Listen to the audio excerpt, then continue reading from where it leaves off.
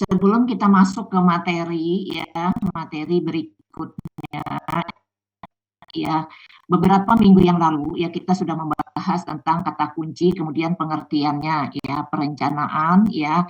Nah, ya Bunda mau tanya, kalau kita berbicara tentang perencanaan ya, maka apa yang terlintas di dalam pikiran anak-anak Bunda?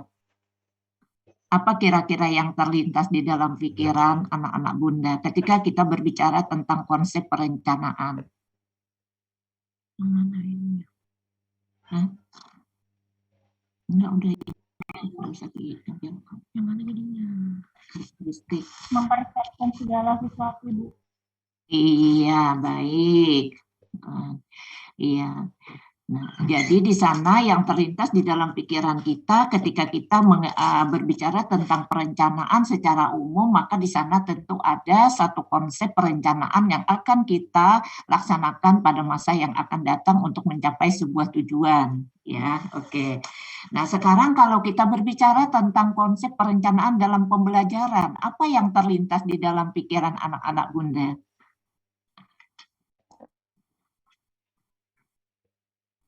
Kalau kita bicara dalam konteks perencanaan, dalam konteks pembelajaran, apa kira-kira yang terlintas di dalam benak atau pikiran anak-anak Bunda? Ya, ya kira-kira apa ya, Nak? Tentu di sana akan terlintas di sana bahwa yang berbicara, ya, yang akan dibicarakan itu adalah proses pembelajaran. Tentu di sana ada guru, ada gedung, ada guru, ada siswa, ya. Nah, kemudian identiknya berarti ketika kita dalam konteks pembelajaran, maka terlintas di dalam pikiran kita bahwa kita akan berbicara tentang rencana pembelajaran, ya. Jadi RPP-nya di sana, ya, dalam konteks itu, ya. Nah, kalau kita berbicara tentang pengertiannya, itu sudah dibahas beberapa minggu yang lalu, ya. Ibu mau tanya, ya, apakah perencanaan itu dibutuhkan dalam sebuah pembelajaran? Diperlukan apa enggak, Nak? Atau tidak diperlukan? Atau diperlukan?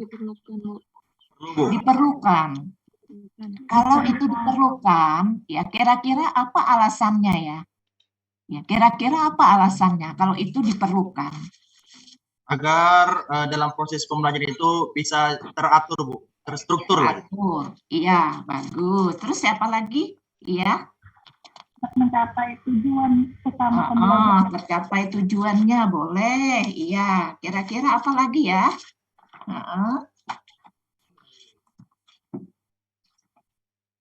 Iya. Ibu tambahkan ya, jadi boleh nih itu ditambahkan ya, boleh itu dicatat ya, karena nanti bisa biar kita tidak lupa ya. Jadi perencanaan, kita bicara perencanaan dalam konteks yang umum, maka itu tidak lepas dari kegiatan yang akan kita lakukan ya untuk masa yang akan datang dalam mencapai sebuah tujuan.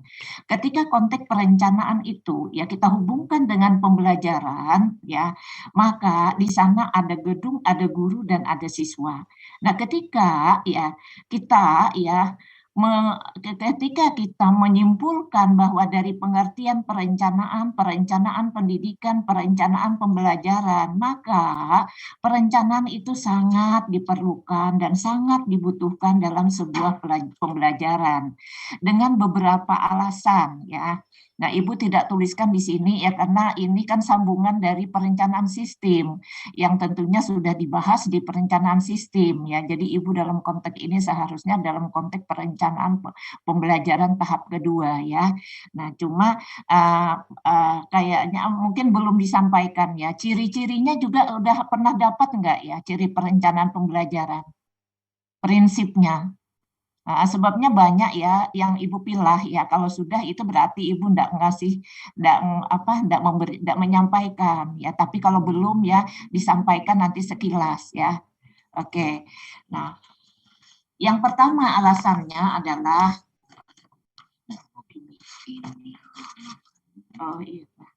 yang pertama, yaitu dengan adanya perencanaan diharapkan terdapat suatu pengarahan kegiatan. Ya, jadi perencanaan itu diperlukan dalam sebuah pembelajaran. Alasannya yang pertama adalah dengan adanya perencanaan maka diharapkan terdapatnya suatu pengarahan kegiatan. Ya. Kemudian yang kedua alasannya, dengan adanya perencanaan, maka pembelajaran akan bisa kita prediksikan. Ya, ada processing belum itu. Ini masih. Oh iya.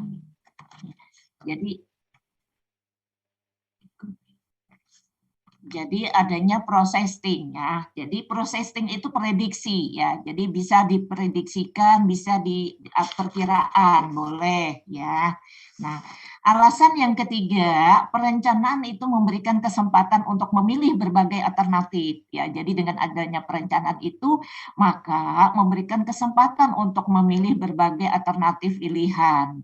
Ya, jadi kita ya tidak hanya satu pilihan. Jadi banyak pilihannya ya. Dengan konsep perencanaan yang matang, dengan konsep perencanaan yang utuh, maka kita memberikan kesempatan untuk memilih berbagai alternatif pilihan.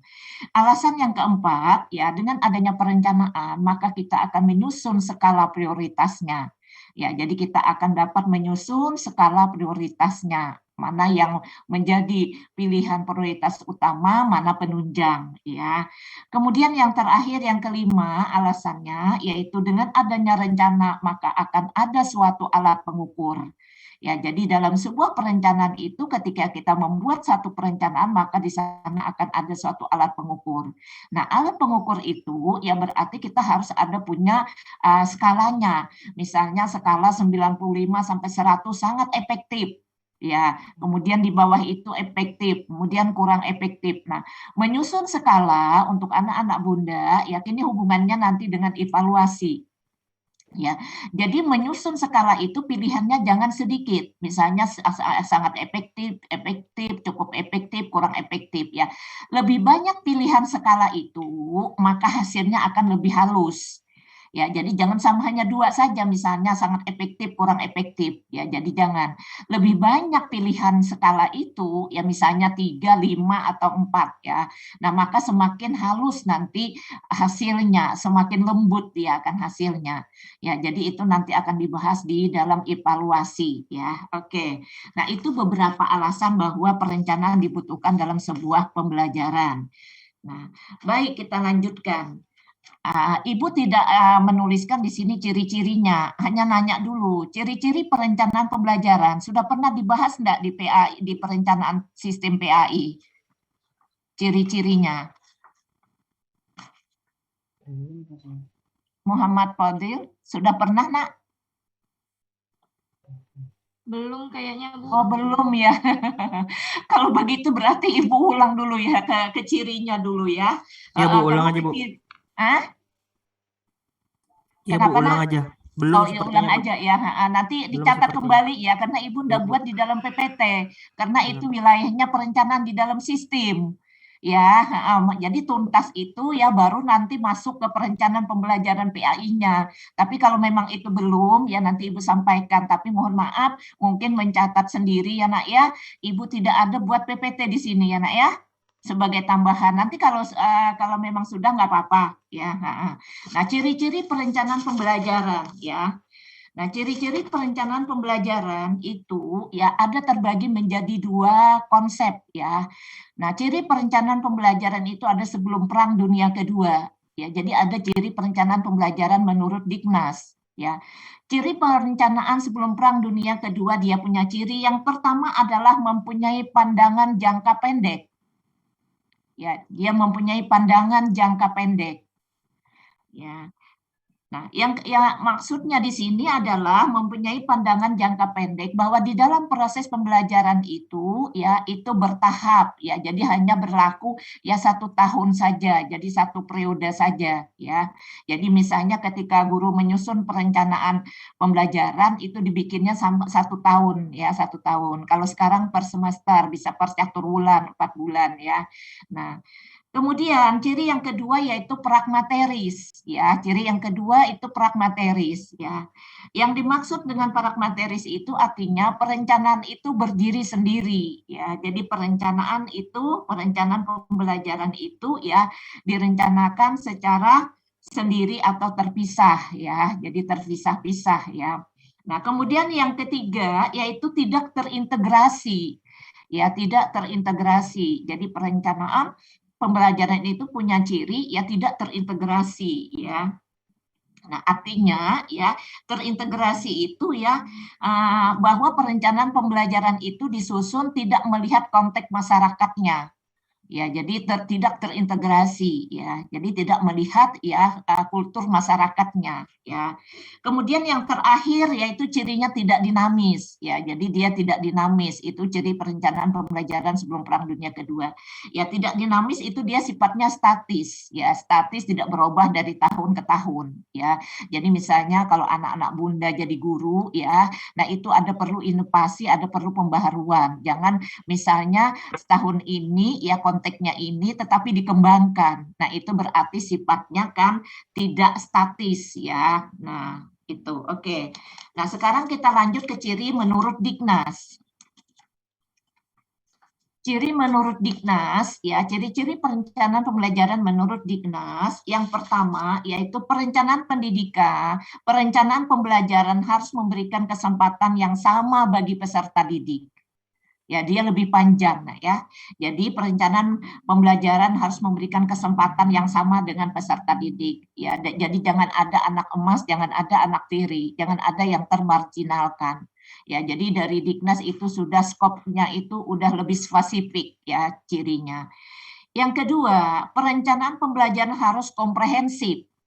Ya, jadi perencanaan pembelajaran itu harus komprehensif. Artinya, melihat masalah perencanaan pembelajaran itu dari dalam arti secara global. Ya, jadi komprehensif itu melihat ya permasalahan perencanaan pembelajaran itu secara garis besar atau global. Jadi tidak terpilah-pilah ya. Yang ketiga, perencanaan pembelajaran harus berorientasi kepada SDM. Ya. Jadi perencanaan pembelajaran harus berorientasi kepada SDM. Nah, artinya SDM-nya ya. Jadi kalau sekarang itu untuk guru SD itu bukan lagi yang di 3 ya, Nak ya. Nah, bisa dilanjutkan untuk ke S1 ya. Nah, ya oke. Kemudian yang seterusnya ya perencanaan pembelajaran itu harus dikembangkan. Ya, jadi perencanaan pembelajaran itu harus dikembangkan ya. Nah, dikembangkan artinya itu ya sesuai dengan kebutuhannya ya. Komponen apa yang dibutuhkan ya, maka itu yang dikembangkan secara mendesak ya. Nah, kemudian yang selanjutnya ya, perencanaan pembelajaran harus berorientasi kepada masa depan. Perencanaan pembelajaran harus berorientasi kepada masa depan ya. Karena pendidikan itu kan jangka panjang. Jadi dia harus berorientasi ke masa depan ya. Kemudian yang seterusnya, perencanaan pembelajaran itu harus dinamis. Ya, harus dinamis. Jadi respon ya. Jadi perencanaan pembelajaran itu harus dinamis, harus respon ya. Anak-anak Bunda itu siap dengan perubahan, siap untuk menyambut bola dalam perubahan ya. Kemudian yang terakhir ya, perencanaan pembelajaran itu merupakan sarana untuk mengembangkan inovasi. Ya, jadi untuk mengembangkan inovasi. Jadi perencanaan pembelajaran merupakan sarana untuk mengembangkan inovasi. Nah, inovasi dengan pembaharuan itu dalam konteks pendidikan berbeda atau sama maknanya, Saripah? Inovasi dengan pembaharuan. Maknanya sama atau berbeda? Sama. Dalam konteks pendidikan. Hah? Kayaknya sama. Oh, miripnya sama ya. Iya, sudah belajar enggak kebijakan inovasi pendidikan, Nak? Belum ya? Sudah kan? Belum. Semester belum. Semester 4 itu, Nak, belum dapat kan? Ntar Bu ingat-ingat dulu Bu. Kebijakan inovasi pendidikan.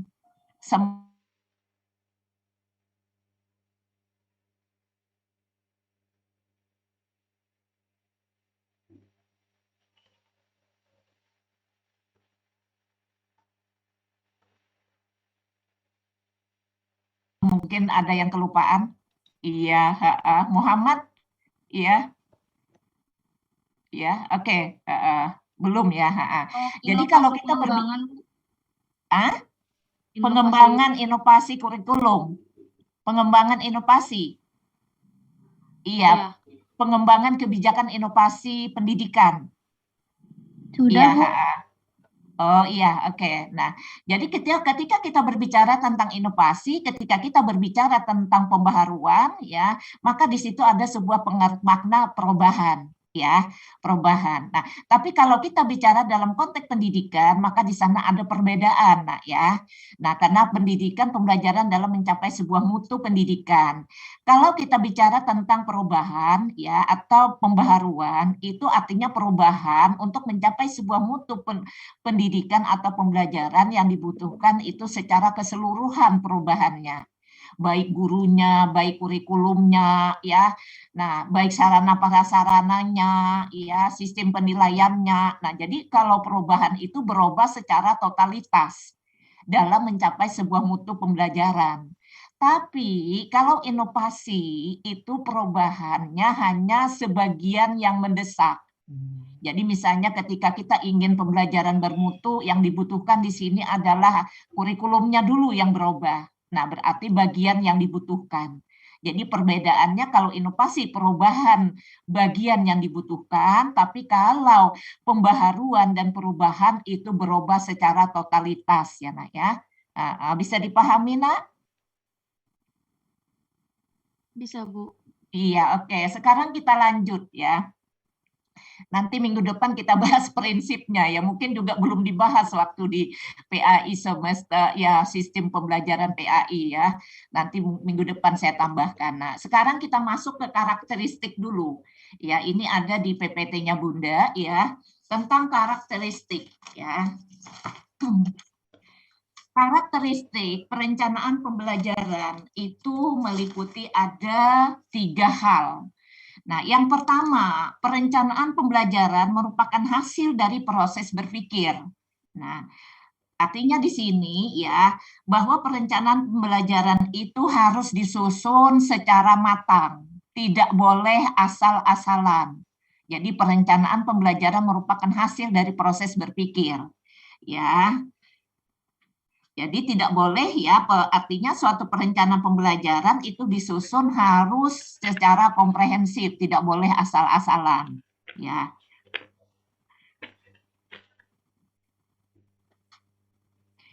Dan perencanaan pembelajaran ini juga disusun ya, harus melihat segala aspek ya. Jadi aspek sumber dayanya ya. Jadi melihat juga aspek sumber dayanya, yaitu jadi perencanaan pembelajaran merupakan hasil dari proses berpikir.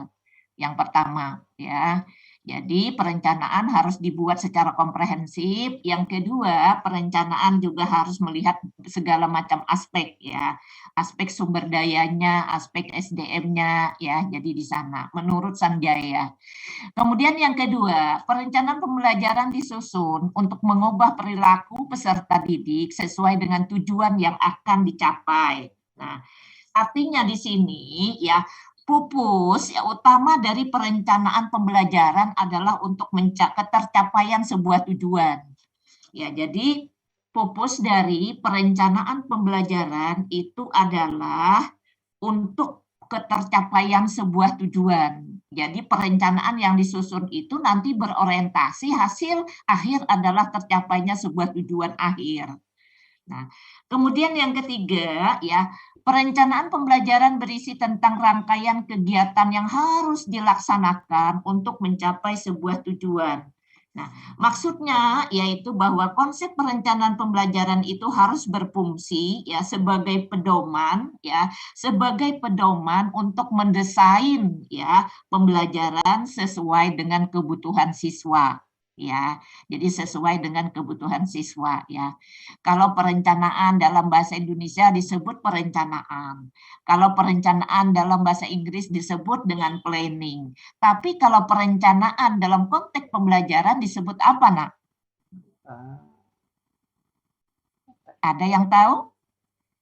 Perencanaan dalam bahasa Indonesia kan disebut perencanaan. Perencanaan dalam bahasa Inggris disebut planning. Perencanaan dalam pembelajaran disebut dengan desain. Ya, Nak ya?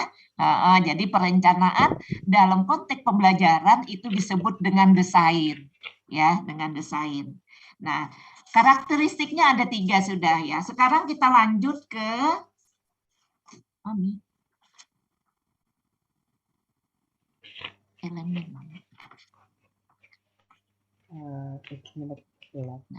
Elemen ya. Sekarang kita masuk kepada elemennya ya. Nah, elemen di sini maksudnya adalah elemen yang harus diperhatikan guru dalam mendesain pembelajaran.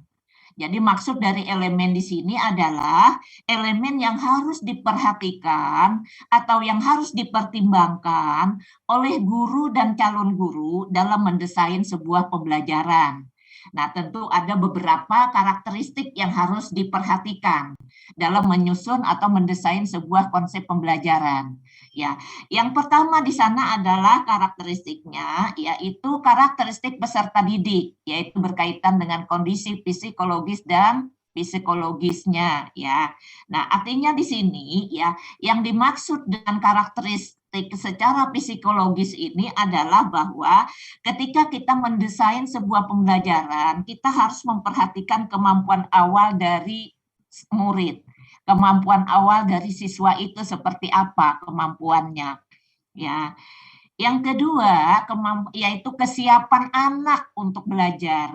Kemampuan anak untuk belajar dan kesiapan anak untuk belajar. Itu yang dimaksud. Jadi ketika kita mendesain sebuah desain pembelajaran, kita harus memperhatikan. Karena itu bukan tujuan kita yang ingin kita capai, tetapi tujuan bersama di sana. Maka yang perlu diperhatikan itu adalah kemampuan awal dari siswa. Yang kedua, kesiapan anak dalam belajar dan lain-lainnya. Boleh ditambahkan dengan ekologinya, lingkungannya, ya boleh. Ya, oke. Yang kedua, yaitu tujuan pembelajaran, ya. Ya, tujuan pembelajaran, yaitu atau pembelajaran itu bisa juga disebut dengan kompetensi, ya. Jadi kompetensi. Jadi tujuan pembelajaran itu harus diperhatikan. Kompetensi apa yang akan kita tuju? Anak mampu punya apa? Nah, sehingga itu ketika tujuan pembelajaran itu didesain, itu tujuannya itu harus mengarah kepada kompetensi yang harus dimiliki oleh siswa. Ya, itu tujuan. Nah, kemudian materi, ya. Materi harus dikuasai, ya. Nah, materi yang harus dikuasai di sini termasuk pendalamannya, termasuk pengayaannya, ya, agar tujuan dan kompetensi dapat dikuasai, ya. Jadi memilih materi, ya. Nah, itu juga harus melihat kepada karakteristik siswanya. Ya, jadi jangan sampai materi yang kita pilih ya kemudian itu nanti ada terulang, ya. Nah, jadi mana yang utama, ya mana yang penunjang, mana yang untuk pengayaan dan mana yang untuk pendalaman, ya. Jadi itu harus dikenali, ya. Nah, itu dikenalinya itu nanti ketika Anda belajar dievaluasi, ya. Nah, kemudian yang selanjutnya kita melihat juga model. Model yang kita gunakan, ya, model yang kita gunakan itu model apa? Jangan sampai model yang kita gunakan itu tidak sinkron dengan bahasan yang kita ambil. Nah, misalnya ketika pembelajaran agama, ya, itu banyak model-model, ada model jigsaw, ya. Jadi ada 44 model, ya, dalam sudah belajar model-model pembelajaran. Sudah, Ibu. Sudah ya, itu banyak sekali ya. Jadi model itu ada kekuatannya, ada kelebihannya, bagaimana penerapannya ya. Udah ada itu dibahas? Sudah, Bu. Iya, sudah ya, iya. Nah, kemudian pendekatan ya, pendekatan yang kita gunakan ya, kemudian strategi ya. Pendekatan itu maksudnya ya, kalau model itu kan penggiring. Nah, kalau pendekatan itu ya semacam metode apa ya? Dia hampir pendekatan secara psikologi situasional ya. Jadi ketika kita melakukan satu proses pembelajaran dengan menggunakan sebuah model, maka pendekatannya situasional misalnya ya. Nah, kemudian strategi. Nah, strategi sudah belajar enggak strategi pembelajaran? Sudah? Sudah, Bu. Sudah ya, Ibu nggak bahas ya strategi, karena strategi ketika kita mengambil perencanaan pembelajaran PAI harus tuntas dulu ya. Kemudian metode pembelajaran. Nah, orang sering terkicuh ya antara metode dengan model, yaitu mengatakan bahwa metode itu dengan model sama ya. Jadi berbeda. Kalau metode itu cara ya, kalau model itu penggiring ya, Nak, ya. Nah, kalau metode itu cara guru mengajar ya, cara guru mengajar, ada caranya ceramah, ada caranya tanya jawab dan lain diskusi dan lain, ya itu metode. Tapi kalau model itu penggiring ya, jadi penggiring dari mengadakan metode itu ya. Jadi model itu ada, metode ada di dalam model. Oke. Nah, kemudian evaluasi. Evaluasi proses dari hasil belajar ya. Nah, di evaluasi ini gunanya adalah ya untuk ya melihat hasil akhir ya, sejauh mana peserta didik dapat mencapai tujuan, sejauh mana peserta didik dapat mencapai kompetensi, sejauh mana peserta didik dapat belajar program pembelajaran dengan efektif. Ya, Ibu tanya, jenis evaluasi ada berapa ya, Nak? Sudah belajar evaluasi? Evaluasi pembelajaran sistem PAI. Sudah? Belum ada, Bu. Oh, belum. Iya. Ya, jadi evaluasi ya. Evaluasi dalam pembelajaran itu terbagi menjadi dua jenis ya, Nak ya. Yang pertama, evaluasi formatif. Ya. Nah, evaluasi formatif itu adalah evaluasi yang dilakukan oleh guru ketika menyelesaikan satu pokok bahasan. Ya, jadi RTO.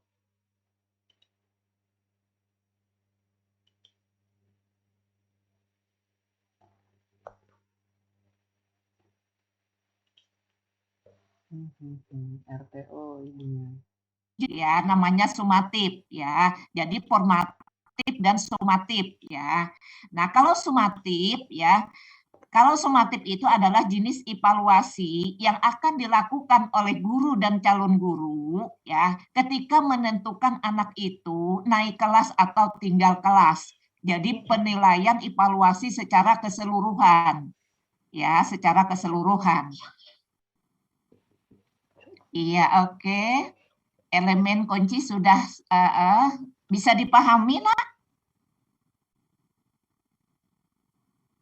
Saripah bisa dipahami? Bisa? Oke. Wulan Maulana? Iya? Ibu, yang formatif tadi apa ya, Bu?